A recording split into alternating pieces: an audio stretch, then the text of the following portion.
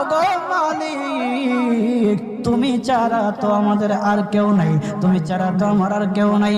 আল্লাহ গো তুমি যদি মাফ না করো কে আমাকে মাফ করবে? তুমি যদি মাফ না করো কে আমাকে মাফ করবে? তুমি যদি আমাকে মাফ করো তাহলে তোমার কোনো দিকে কমবে না, তুমি যদি আমাকে মাফ না করো তোমার কোনো দিকে বাড়বে না।